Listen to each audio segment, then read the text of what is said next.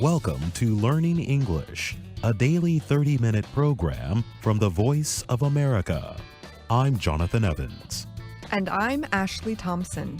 This program is aimed at English learners, so we speak a little slower and we use words and phrases especially written for people learning English.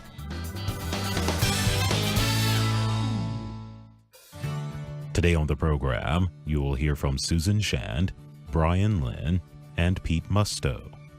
Later, we will present our American history series, The Making of a Nation. But first, here is Susan Shand. The U.S. Department of Energy's Nuclear Security Office is developing a project to help other countries deal with nuclear waste. The information comes from two sources who spoke to the Reuters news agency. They asked not to be named because of the sensitivity of the issue. The sources say the plan aims to keep the United States competitive against other countries that are developing their own waste technology. For example, both Russia and France offer services to take care of nuclear waste. Dov Schwartz is the spokesman for the National Nuclear Security Administration. He confirmed the group is thinking about how to help other countries reduce nuclear waste. However, Schwartz did not give details. The NNSA also declined a Reuters request for an interview with Brent Park, who is leading the effort. The unnamed sources say the technology could involve crushing, heating, or sending an electric current through nuclear waste to reduce its size. The machinery to do so would be put in a black box the size of a shipping container. It would be sent to other countries with nuclear energy programs. However, it would remain owned and operated by the United States, the sources said. The sources did not name countries to which the service would be offered. They also did not say where the waste would be stored after it is run through the equipment. But they said they were worried the processes could increase the risk of dangerous materials reaching militant groups or nations unfriendly to the United States. Former U.S. President Jimmy Carter banned nuclear waste reprocessing in 1977. The reprocessing opens pure amounts of uranium and plutonium, both of which could be used to make nuclear bombs. NNSA spokesperson Dov Schwartz said the plans under consideration do not involve reprocessing, but he did not say what technologies could be used. The government of U.S. President Donald Trump has made promoting nuclear technology abroad a high priority. The U.S. Energy Secretary, Rick Perry, visited Saudi Arabia this month for talks on a nuclear energy deal with the kingdom. And the American business Westinghouse hopes to sell nuclear power technology to countries from Saudi Arabia to India. But a top arms control officer during the Obama administration questions the direction of the Trump government. Thomas Countryman said the U.S. should improve its ability to get rid of its own nuclear waste before helping other countries. A nuclear expert at the Union of Concerned Scientists also expressed some doubt about the NNSA plan. Edwin Lyman said NNSA should not be focused so much on reducing the size of nuclear waste. Instead, it should be concerned about the dangers of nuclear waste that make it hard to store. Lyman said even a small amount of nuclear waste gives off radioactivity and heat. It remains dangerous for hundreds of thousands of years, he said. I'm Susan Shand.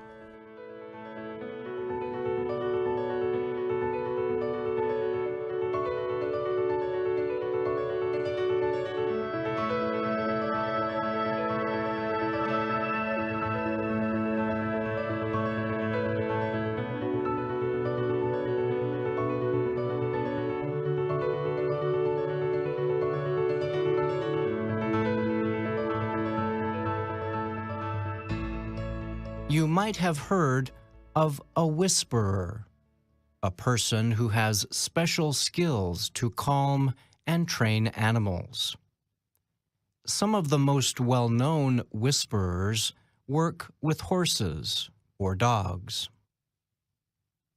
American Wilson Menashe discovered long ago that he too had this kind of gift. However, the animal he feels closely connected to, the octopus, rarely has contact with people. But that never stopped Menashe, now 84, from continuing to help aquarium workers who call him the octopus whisperer. Menashe retired from a career as a chemical engineer 25 years ago. Shortly thereafter, he began volunteering at the New England Aquarium in Boston. Since then, the aquarium says he has spent 7,800 hours working there with octopuses. The time is equal to nearly 4 years of full-time work. I've been able to interact with them from the beginning, Menashe told the Associated Press about his involvement with octopuses. I do not know why. I cannot explain it, but I can connect with them, he added. Menashe spoke to the AP while working with the octopuses. As he put his arm into a large tank, a giant Pacific octopus named Freya stretched out her arms to meet him, almost like a friend.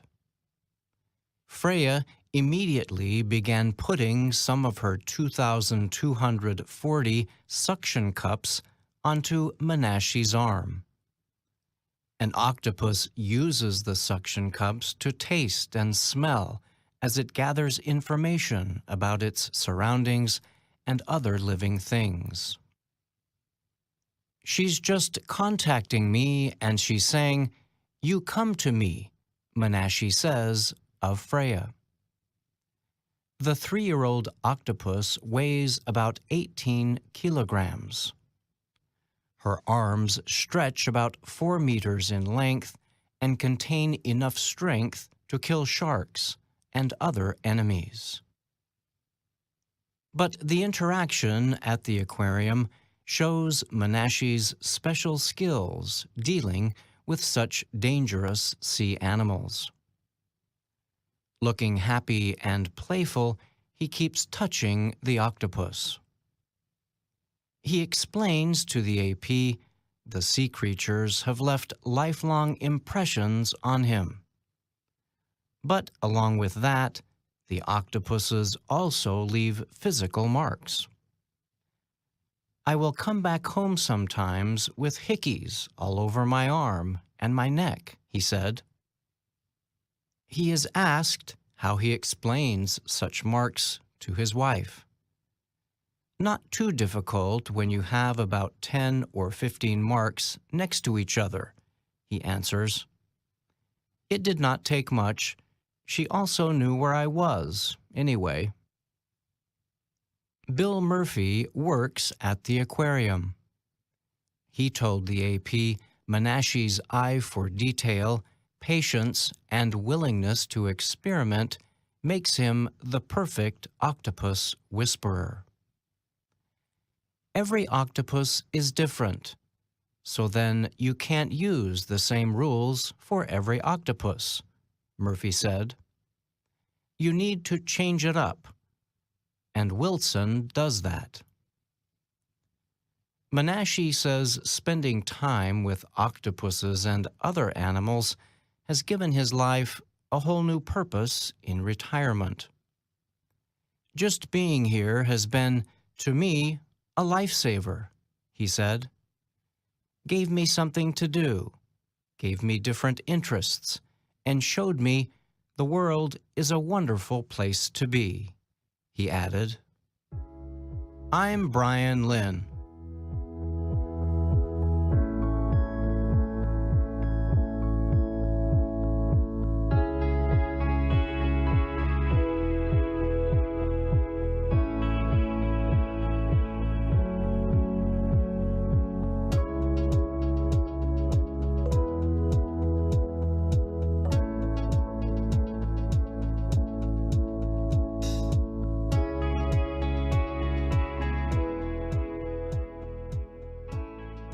Huge rocks from outer space, or asteroids, are falling from the sky more than they have in the past.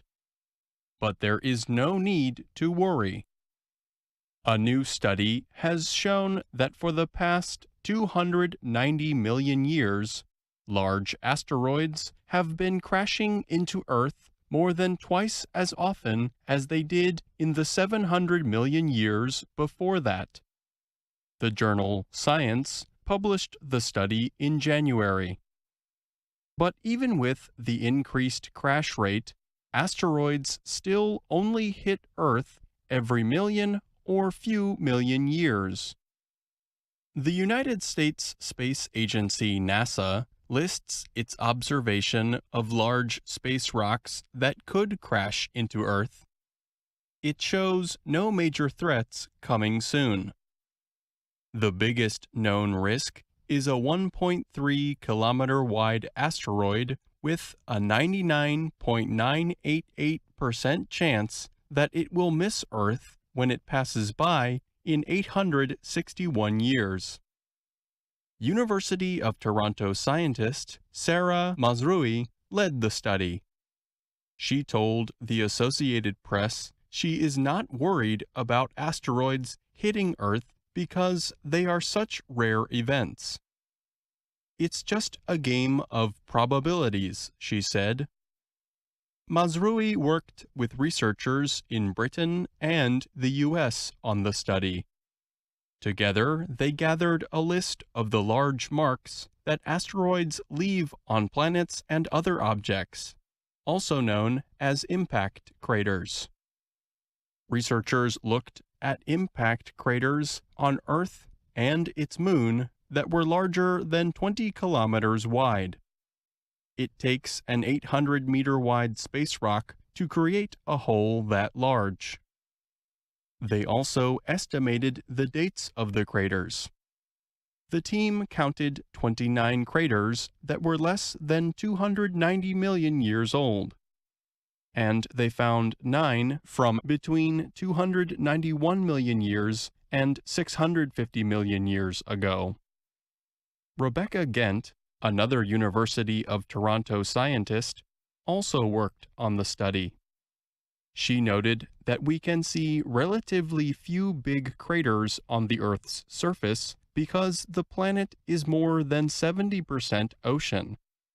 Also, the movement of large mountains of ice, otherwise known as glaciers, covered some of them.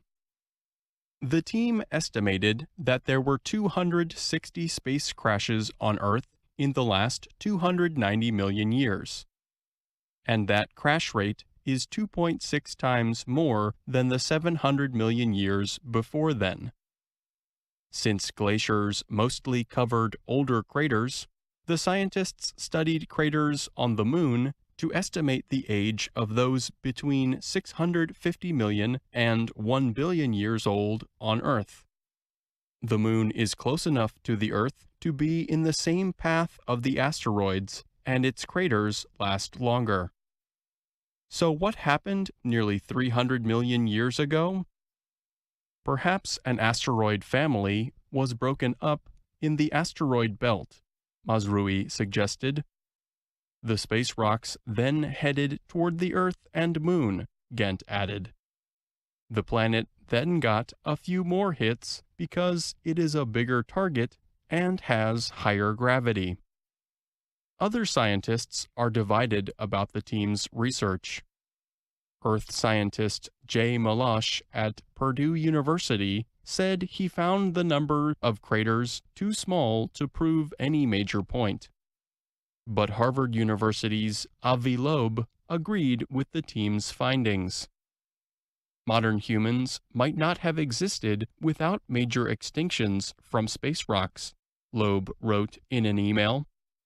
Most scientists believe dinosaurs and a lot of other animals went extinct after a huge space rock crashed into Central America about 65 million years ago. This demonstrates how arbitrary and fragile human life is, he wrote. I'm Pete Musto.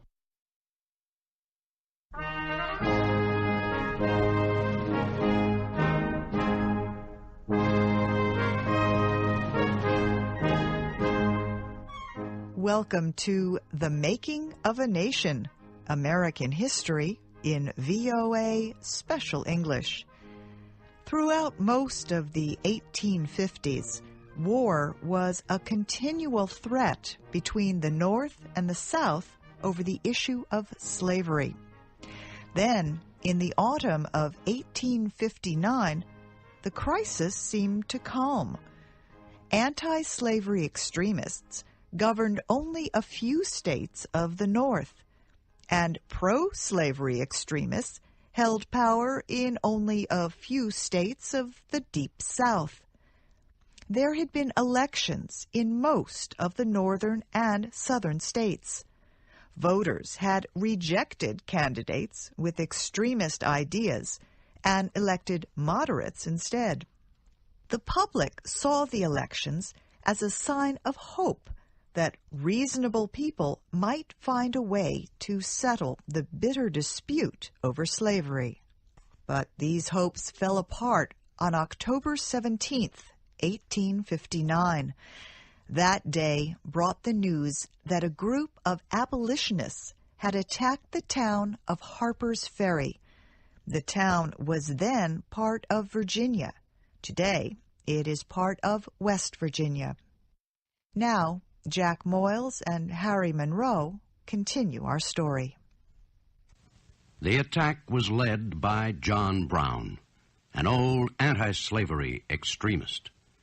Many believed him insane. He had gone to Kansas and fought bitterly against pro-slavery forces.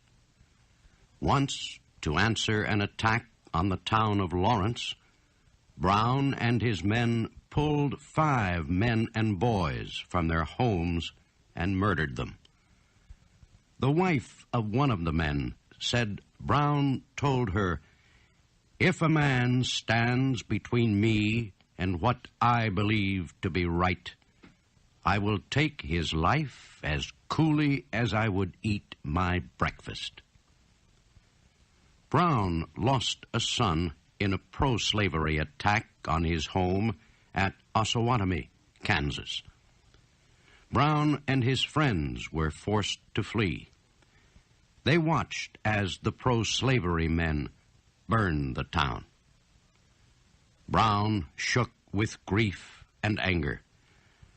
"I have only a short time to live," he said, "only one death to die, and I will die fighting for this cause. There will be no more peace in this land until slavery is done for. I will give them something else to do than to extend slave territory. I will carry this war into the South. To fight a war against slavery, Brown needed money and guns. He went to Massachusetts and New York.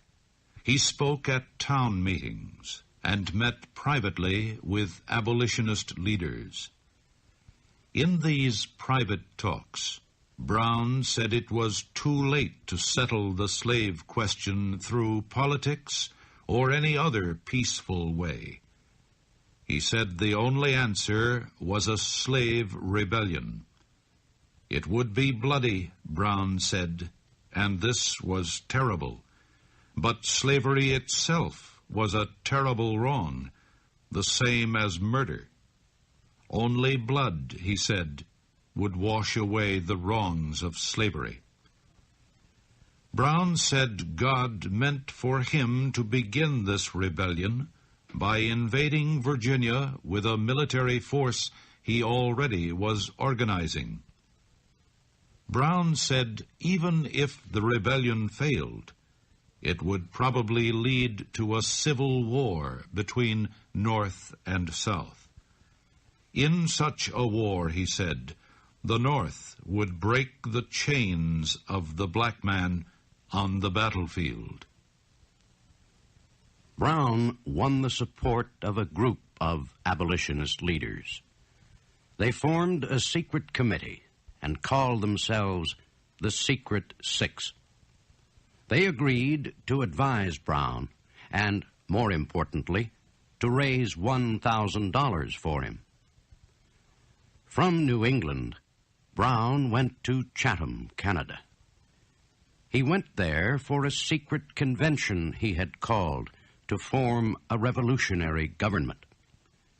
This government would rule all the slave territory that Brown and his men could capture. 46 representatives went to the convention, 34 Negroes and 12 whites. Brown told them of his plan. He said he was sure that Southern slaves were ready for rebellion.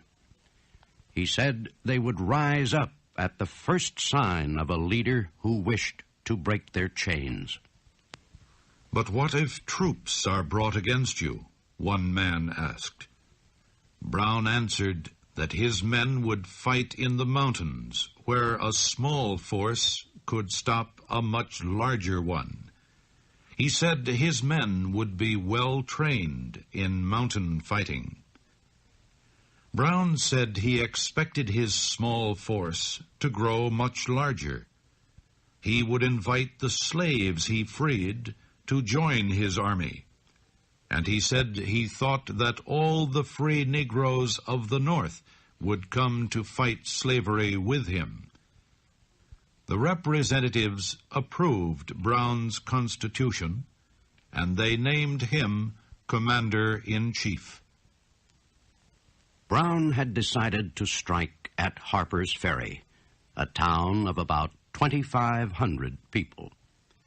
It was in northern Virginia, about 100 kilometers north of Washington. Harper's Ferry was built on a narrow finger of land where the Shenandoah River flowed into the Potomac River. There were two bridges. One crossed the Shenandoah. The other, a railroad bridge, crossed the Potomac to Maryland. John Brown chose Harper's Ferry because there was a factory there that made guns for the Army. There also was an arsenal where several $1 million worth of military equipment was kept. Brown needed the guns and equipment for the slave army he hoped to form. Old Brown arrived at Harper's Ferry early in July 1859. Two of his sons, Owen and Oliver, and another man came with him. They rented an old house on a farm in Maryland, not far from Harper's Ferry. Brown told people that he was a cattle buyer from New York. Brown's men joined him, 1 or 2 at a time, over the next several months. They traveled at night, so no one would see them. Once they reached the farmhouse, they had to stay in hiding. Week by week, the little force grew, but it grew too slowly. By the end of summer, there were still less than 20 men hiding in the old house. Brown wrote letters to his supporters in the North. He asked for more money and more men. He got little of either. His supporters were afraid. Too many people knew of Brown's plans. The Secret Six feared they would face criminal charges if Brown attacked Harper's Ferry. Brown's men grew tired of the small, crowded rooms of the farmhouse.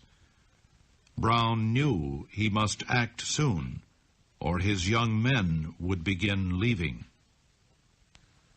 On Saturday, October 15th, 3 men arrived to join the group. One of them brought $600 in gold for Brown's use. Brown saw the gold as a sign that God wanted him to act.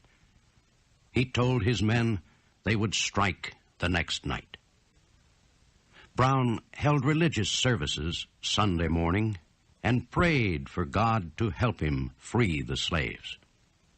Then he called his men around him to explain to them his battle plan. They would seize the 2 bridges at Harper's Ferry and close them. Next, they would capture the armory and the rifle factory. They would capture as many people as possible.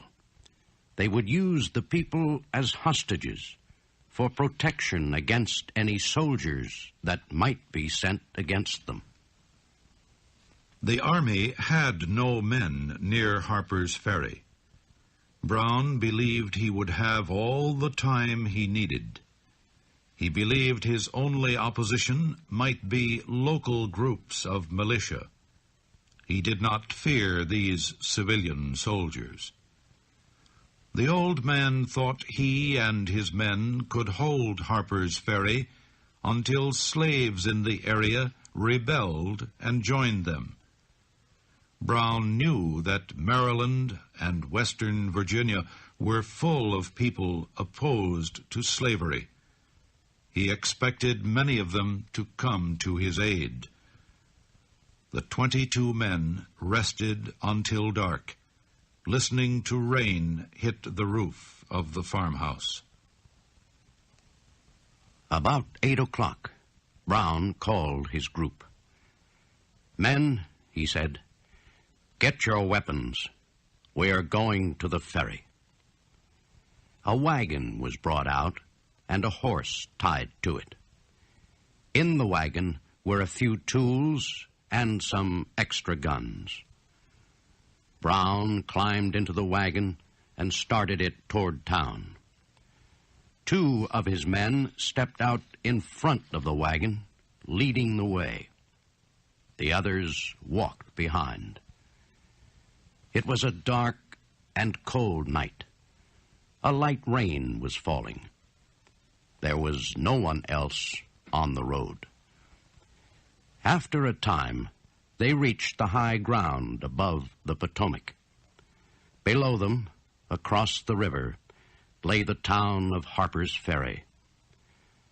Most of the town was sleeping. Only a few lights shone through the rain. John Brown was ready for his final struggle against slavery. And that's our program for today. Listen again tomorrow to learn English through stories from around the world. I'm Jonathan Evans. And I'm Ashley Thompson.